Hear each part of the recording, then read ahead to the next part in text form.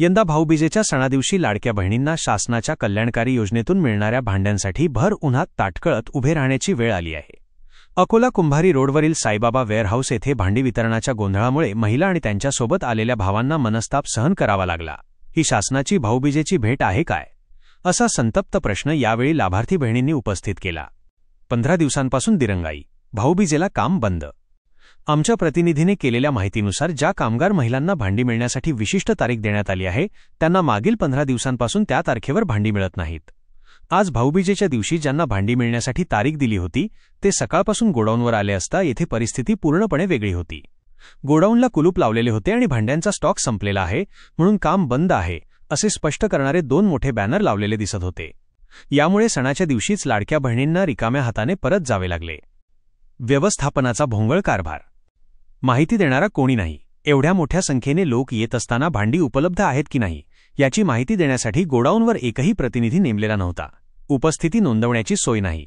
कामगार महिलांना मिळालेल्या पत्रामध्ये स्पष्ट नमूद आहे की दिलेल्या तारखेला उपस्थित न राहिल्यास पुढील वेळेस भांडी मिळणार नाहीत।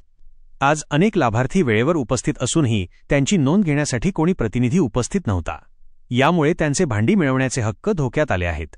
संपर्क क्रमांक अनुत्तरित, लाभार्थ्यांनी पत्रात दिलेल्या फोन नंबरवर संपर्क साधण्याचा वारंवार प्रयत्न केला असता तो कोणीही उचलत नसल्याचे दिसून आले।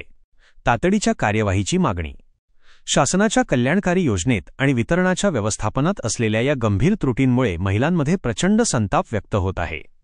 तरी याची जिल्हाधिकारी अकोला व शासनाने तात्काळ दखल घेऊन संबंधितांवर कठोर कार्यवाही करावी आणि लाभार्थ्यांना त्वरित भांडी उपलब्ध करून द्यावीत अशी मागणी तीव्र होत आहे। आमच्या चॅनलला सबस्क्राईब जरूर करा। मी माझ्या माध्यमातून एक कामगार आहे, बांधकाम कामगार, जो इथं भांड्याचा संच घेण्यासाठी आलो। हे माझं परिपत्रक आहे की जे शासनानं मला जाहीर केलं भांडे भेटण्यासाठी। तर इथं आम्ही आलो सकाळी 7 वाजतापासून। इथं ऑफिस बंद आहे, इथं कोण नाही, नोटीस बोर्ड नाही आहे, कोणाचा कॉन्टॅक्ट नंबर नाही आहे। शासनाने जे कामगार कल्याणच्या योजना काढलेल्या आहेत ते त्रास देण्यासाठी काढल्या का माझा प्रश्न आहे।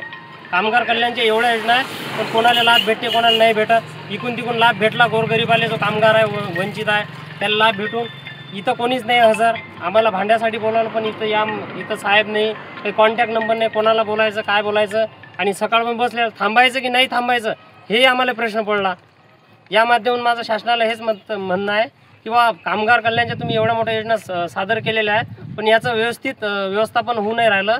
याच्यामध्ये तारीख लिहिलेली आहे 23/10/2025 की या तारखेत जर तुम्ही भांड्या संचासाठी उपस्थित राहिले नाही, इथं हजर नसले तर उद्या तुम्हाला याचा लाभ मिळणार नाही। आता आजची तारीख उकली, इथं पहा गेट बंद आहे, इथं एक बोर्ड लावलेला आहे सर्वांना दिसते। बोर्डावर लिहिलेलं आहे की भांड्याचा स्टॉक संपलेला आहे म्हणून काम बंद आहे। मग आता आम्ही सकाळीपासून आम्हाला बोलावलं, तारीख दिली, हे कशासाठी बोलावलं? आज माझी 700 रुपये मजुरी पडली।